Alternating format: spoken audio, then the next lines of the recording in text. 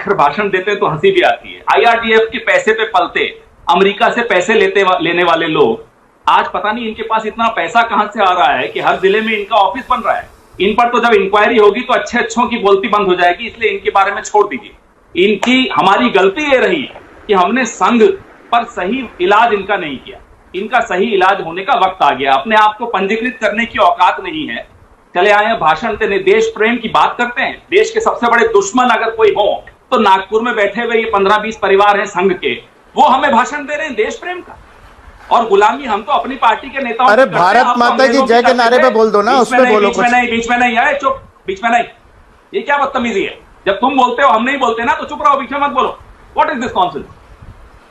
ये अंग्रेजों के आगे जो उनकी तलवे, अरे बदतमीजी होती है भारत माता की जय नारा बंद करा के सोनिया गांधी जिंदाबाद करना, ये होती है बदतमीजी। भाई बीच में मत बोलो, बदतमीज आदमी। चुप उसमें बोलो, जवाब दो। हिम्मत है तो जवाब दो उस पर। तुम होते कौन? अरे हिम्मत है तो जवाब देना उस बात पर। गुलाम, हिम्मत है तो जवाब दो उस बात पर। छोड़ो, तुम्हारी हिम्मत है तो जवाब फहराने की, मुझे भाषण दे रहे हो। तिरंगा फहराने की तो जवाब दे कि भारत भाषा की मर्यादा रखी जाए। सोनिया गांधी जिंदाबाद नारा क्यों लगवाया गया? करने की औकात नहीं है, मुझे भाषण दे रहे हो। अपना पंजीकरण कराते नहीं हो, इनकम टैक्स से चोरी करते हो। भारत का नागरिक 130 करोड़ जनता जिसने लात मार करके बाहर कर दिया, जिसने लात मार करके बाहर कर दिया सत्ता से।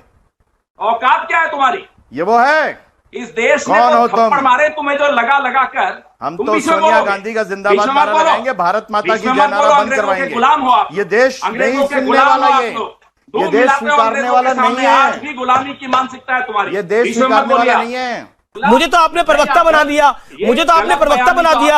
आप लोग तो गुलाम नबी आजाद को भी प्रवक्ता मानते हैं, क्या कर सकते हैं? मैंने नहीं बनाया, आप अपनी मेहनत से बने हैं प्रवक्ता भारतीय जनता पार्टी। मैं कौन होता हूं आपको प्रवक्ता? पवन जी हम विषय पे रहे तो ज्यादा बेहतर है। मेरे को आप मत सिखाइए मेरे लिए क्या बेहतर है। मैं इस देश के किसान और मजदूर के लिए क्या बेहतर है उस पर चर्चा करने बैठा हूं, और आप यहां मुझे भाषण दे रहे हैं कि हम। अभी तो आपने मुझे भाषण दे दिया पूरा कि देखिए अमीश जी, आप प्रवक्ता वहां बेहतर होते, प्रवक्ता यहां बेहतर होते। आप ये भी बताते ना, सुप्रीम कोर्ट में राहुल गांधी ने माफी मांगी थी। सबसे बड़ा नुकसान अगर कोई कर रहा है तो मोदी जी का जो भोंपू मीडिया बना हुआ है वो कर रहा है। अब आप कहते हैं पवन खेड़ा जी कांग्रेस समझा नहीं पाती, आप किसको समझाएं? अमीश देवगन जी, आप इतना पॉपुलर शो लेकर चर्चा क्या करते हैं? आप अपने पिछले 2-3 महीने का रिकॉर्ड निकाल कर देख लीजिए, मेरे पास तो है। किस तरह के आप प्रोग्राम करते हैं और किस तरह से हमला विपक्ष बोलते हैं। उसके बाद विपक्ष को कहते हैं अरे साहब आप समझा नहीं पा रहे, समझाने का मौका तो दीजिए। इनसे प्रश्न तो पूछिए, आपसे ये भी डरेंगे।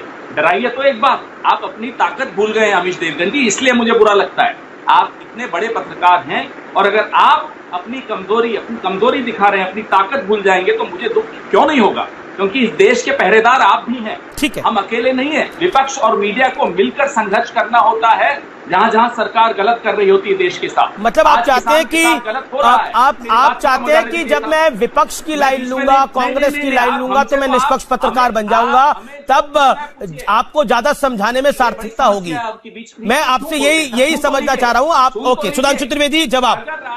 कमाल के आदमी है साहब, और भाषण विपक्ष को दे रहे हैं। सुबह से शाम तक सवाल सारे विपक्ष से पूछ रहे हैं। क्या मिल जाएगा आपको वहां ये सब कर करके? मुझे जरा इसका जवाब दीजिए। पवन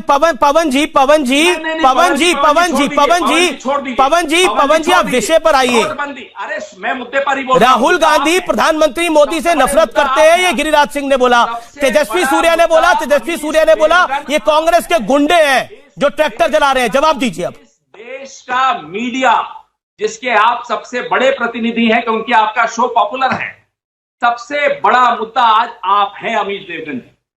जिस तरह से आप गुलामी कर रहे हैं इन सत्ताधीशों पवन जी आप विषय को रखिए। कौन किसकी गुलामी करता है? अगर बात निकलेगी तो बहुत दूर तक जाएगी, फंस जाएंगे फिर आप। इसलिए मैं आपसे अपने बारे में लेक्चर सुनने के लिए नहीं खड़ा हुआ यहाँ पर। आप अपनी बात को रखिए अगर आपका मन है तो। अरे आप सुबह से शाम भाषण देंगे राहुल गांधी के नाम पर। मैंने तो राहुल गांधी के नाम पे कोई भाषण नहीं दिया। मैंने तो सवाल पूछा जो गिरिराज सिंह ने बोला। नहीं सुन पाएंगे आप, जवाब नहीं दे पा रहे। आपको अमीश देवगन की ढाल चाहिए हर जवाब सुनने के लिए, हर जवाब देने के लिए। अमीश देवगन की ढाल का इस्तेमाल क्यों करते हैं? खुद बोलिए ना, जो आपको बीजेपी को बोलना है खुद बोलिए। अमीश देवगन की ढाल का इस्तेमाल क्यों करते हैं? दम है तो आप बीजेपी से डायरेक्ट लड़िए, अमीश देवगन को बीच में क्यों डालते हैं आप? मोदी और मेरे बीच में अमीश देवगन खड़ा है, इसलिए बोलना है। मैं तो सवाल पूछने के लिए खड़ा हूं सर। आप तो 2019 में आपके बीच में मैं नहीं खड़ा था। 2019 में करिए पहली बात तो मैं तो आपसे तमीज से बात कर रहा हूं।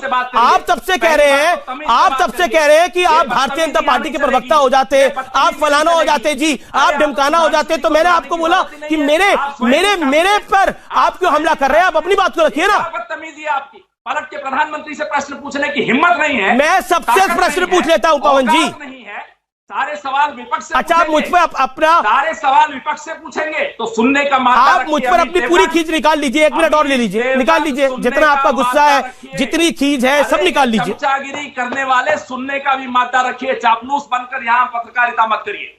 ये चाटुकारिता है, ये पत्रकारिता नहीं। पवन जी